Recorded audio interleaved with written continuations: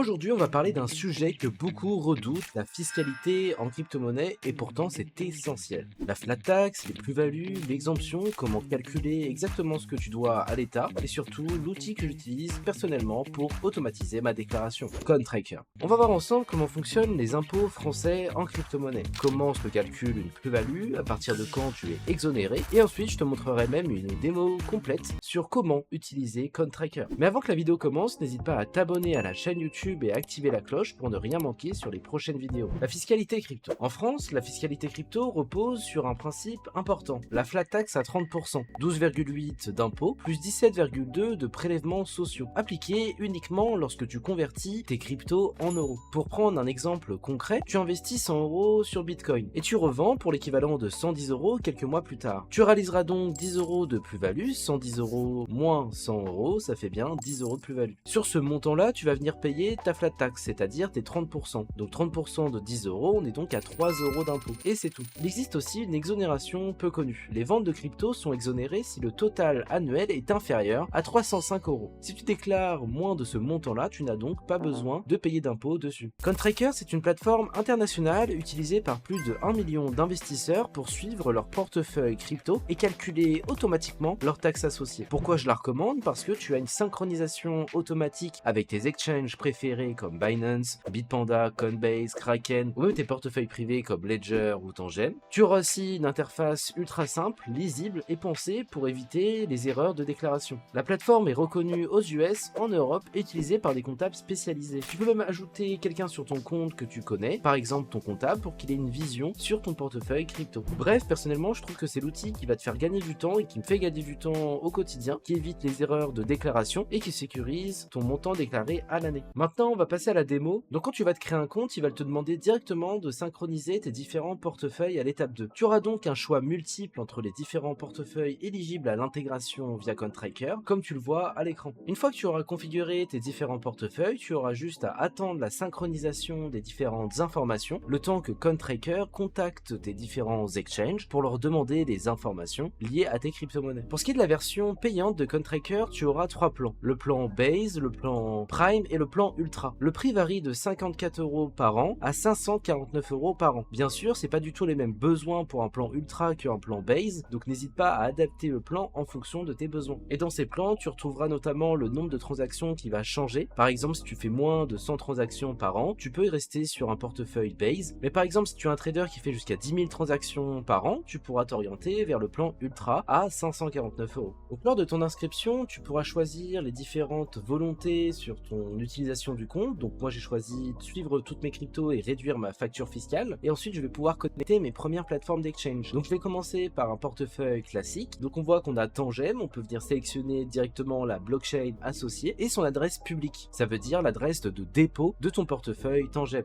Pour ce qui est d'une plateforme d'exchange, nous dans notre cas on va choisir Binance. Ça se fait souvent par API. Tu peux aussi le faire par un fichier personnalisé, mais globalement la méthode par API est la plus simple car il va venir synchroniser tes transactions sans que tu n'aies rien à faire de ton côté. Donc pour ça, tu te connectes sur ton compte Binance, tu vas dans les gestions des clés API et tu crées une nouvelle clé API qui va être utilisée par CoinTracker. Ça va être la même méthode pour ton compte Bitpanda que je te montre aussi également sous tes yeux, mais ça sera possible de le faire sur d'autres exchanges, il suffit juste que ça soit dans la liste affichée par CoinTracker et tu pourras venir synchroniser tes cryptos directement. Donc là, tu vois qu'il a déjà commencé à synchroniser les transactions qui étaient sur l'Ethereum Wallet, donc l'adresse un petit peu physique que j'ai donnée tout à l'heure, mais on va pouvoir en rajouter encore d'autres pour qu'il ait plus d'informations à nous donner sur nos cryptos. Dans l'onglet transactions, tu retrouveras les différentes transactions que CoinTracker a pu lister. Si tu vois qu'il en manque ou si des informations ne sont pas correctes, tu peux modifier les informations du transaction directement dans cet onglet. Ensuite, on passe sur l'onglet récolte de pertes fiscales en 2025. Cet onglet, il va te permettre de savoir combien d'argent tu peux déduire de tes impôts. Ça veut dire que si tu avais 500 euros à payer aux impôts, mais que tu as fait 300 euros de moins-value, alors tu peux déduire tes pertes comparées à ta plus-value et venir réduire ton imposition au final. Tu auras ensuite l'onglet portefeuille où tu verras les différents actifs qui composent le tien et tu auras aussi l'onglet performance qui reprend aussi ces mêmes actifs et tu pourras voir un petit graphe en fonction de la répartition entre tes différentes crypto-monnaies. Et tu peux voir aussi ta performance sur la dernière semaine par exemple. Pour la partie impôts, c'est là que ça va nous intéresser. Tu vas pouvoir générer tes rapports fiscaux en fonction des informations que CoinTracker a pu trouver. Aujourd'hui, il me dit que j'ai fait des plus-values à hauteur de 2355 euros, donc avec un produit total à 10 000